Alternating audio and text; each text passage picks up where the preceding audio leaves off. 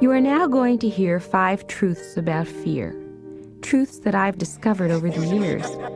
These truths will put fear into a new perspective that will give you the rationale for moving forward despite the fear. Truth number 1, the fear will never go away as long as you continue to grow. It's true. The fear will never go away as long as you continue to grow.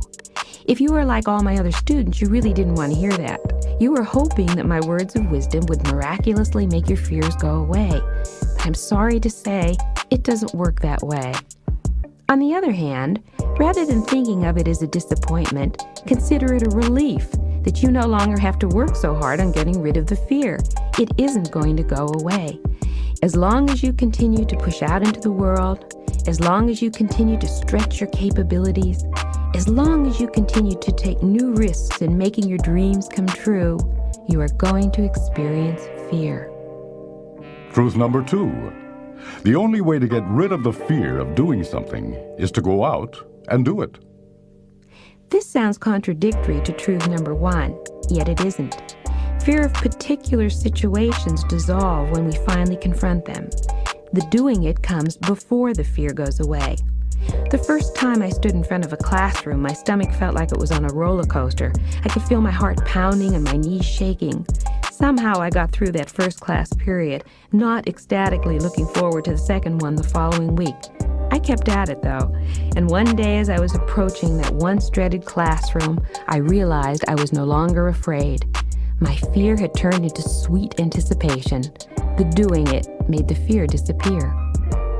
Truth number 3, the only way you will feel better about yourself is to go out and do it. Not when I feel better about myself, then I'll go out and do it. The doing it comes before the feeling better about yourself. When you make something happen, not only does the fear of that situation go away, you also get a big bonus. You do a lot towards building your self-confidence. Truth number 4, not only are you going to experience fear every time you're on unfamiliar territory, so is everyone else. When I realized this, that everyone is afraid on unfamiliar territory, I said to myself, you mean all those people out there that I've been envying because they're not afraid have really been afraid? Why didn't somebody tell me? I guess I never asked. I was sure I was the only person out there feeling so inadequate. It was such a relief to realize I was not alone in this. I've got the rest of the world to keep me company. Now you may have already begun to ask yourself, why should I put myself through all the discomfort that comes with taking risks? Why don't I just go on living life the way I've been living it? You might find my answer to that question surprising.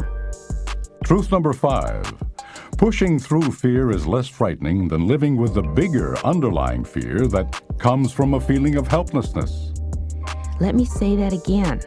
Pushing through fear is less frightening than living with the bigger underlying fear that comes from a feeling of helplessness.